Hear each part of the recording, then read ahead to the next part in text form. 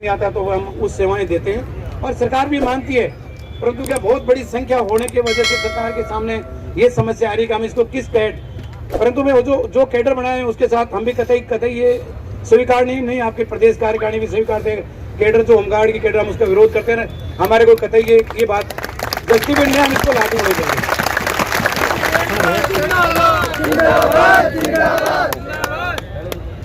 हमारी एकता जिंदाबाद, जिंदाबाद, जिंदाबाद। हमारी एकता जिंदाबाद, जिंदाबाद, जिंदाबाद। हमारी एकता जिंदाबाद, जिंदाबाद, जिंदाबाद। हम सब एक हैं, हम सब एक हैं। मेरे कहने का मतलब है, आप निश्चित रूप से हमारे बीच में शहनाज जी, हमारे जो झुंझुनू के जिला सेक्रेटरी हैं वो भी आए। आओ शहनाज। अलवर के हमारे साथी जो हमारे जुझारू साथी हैं,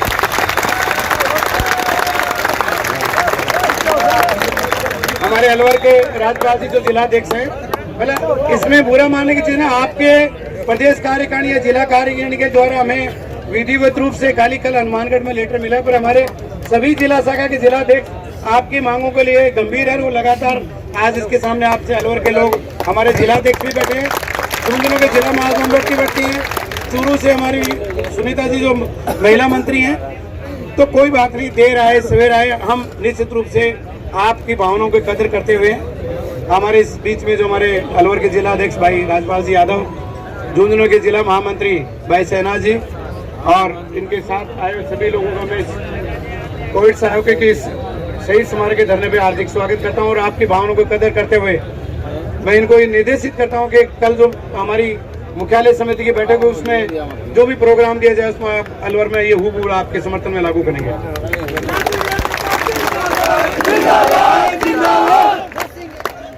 नर्स एकता जिंदाबाद, जिंदाबाद, जिंदाबाद। हमारी एकता जिंदाबाद, जिंदाबाद, जिंदाबाद। हम सब एक हैं, हम सब एक हैं, हम सब एक हैं।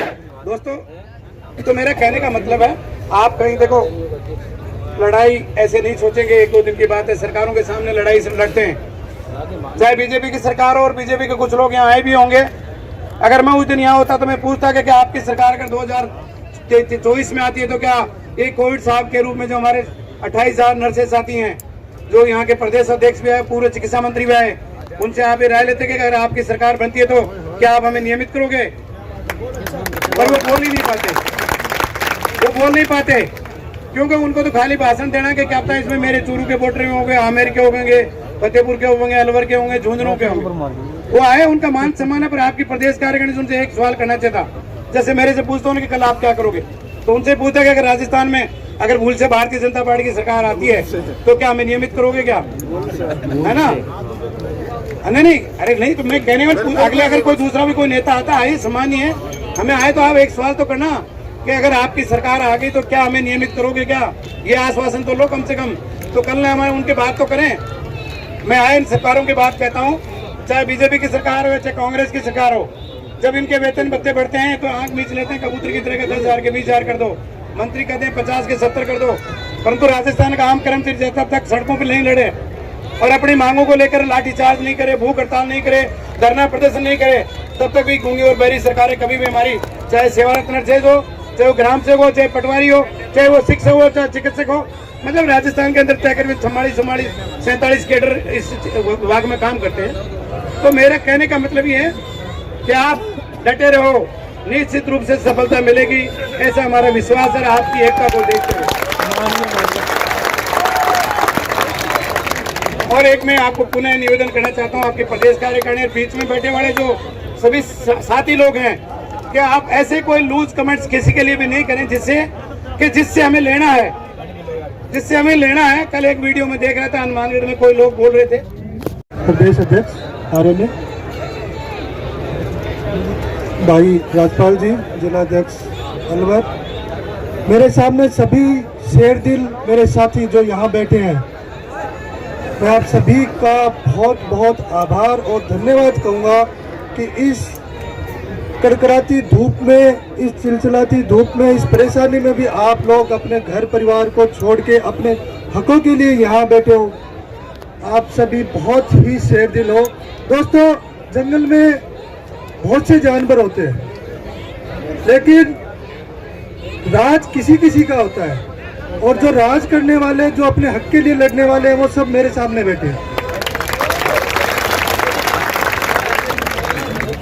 दोस्तों, ये जो आपकी भर्ती कैडर, ये टेक्निकल मामला है। इसके लिए आपका संगठन और हमारे जो संगठन है सब मिलके इस बारे में चर्चा करेंगे। सीएम साहब से मिलेंगे, एचएम साहब से मिलेंगे, आप सबकी मांग को खूब जोर से रखेंगे। दोस्तों, मैं तो इतनी एक बात जरूर कहूँगा, अपने आप को हताश मत होने देना और संघर्ष को कभी कमजोर मत होने देना। देखिए, एक प्रसंग मुझे याद आता है। अभिमन्यु जब महाभारत में चक्रव्यूह तोड़ने जा रहे थे, आप सबने भी सुना होगा, महाभारत में जब अभिमन्यु चक्रव्यूह तोड़ने जा रहे थे तो जैसे जैसे बुजुर्ग बड़े बैठे थे, उन सब के उन्होंने पांव छुए और सबने विजयी भाव कहा। श्री कृष्ण जो उनके मामा जी लगते थे, उन्होंने उसको यशस्वी भाव कहा। तो द्रौपदी जो उनकी माता जी थी,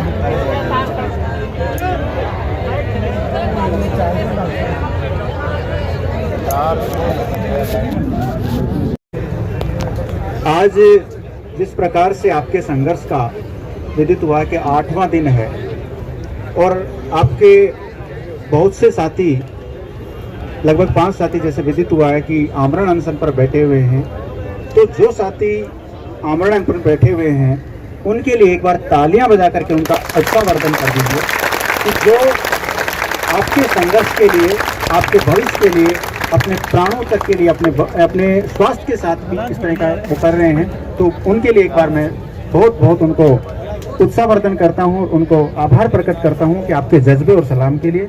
धरने में मौजूद आपकी प्रदेश कार्यकारिणी और हमारे प्रदेश अध्यक्ष श्री प्यारेलाल जी, महामंत्री श्री सुनील जी, सहनवाज जी, रामलखन जी, मुकेश जी,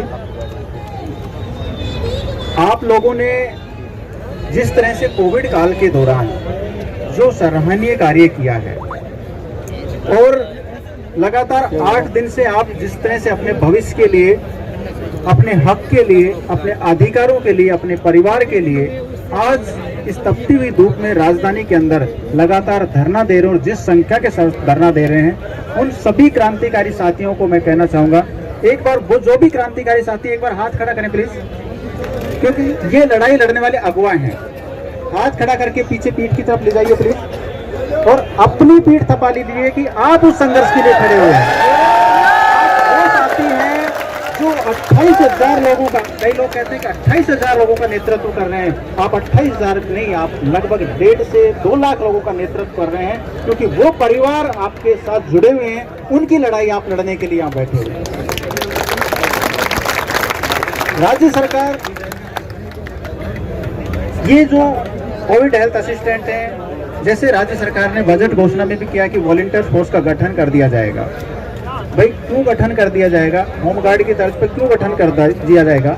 जब आप एक प्रशिक्षित को या स्नातक को बेरोजगार भत्ते के रूप में घर बैठे हुए 4,500 रुपए दे रहे हैं और ये हमारी जो कोविड हेल्थ असिस्टेंट हैं, जो ट्रेंड हैं, नर्सिंग किए हुए हैं, डिप्लोमा और डिग्रीधारी हैं, 7,900 रुपए के अल्प मानदेय पे काम कर रहे हैं और स्वास्थ्य की एक रीढ़ की हड्डी के रूप में काम किया है। इन्होंने अपने काम के द्वारा आप लोगों को रिफ्लेक्ट किया है कि हमारा क्या योगदान है, हमारी क्या रेस्पॉन्सिबिलिटी है।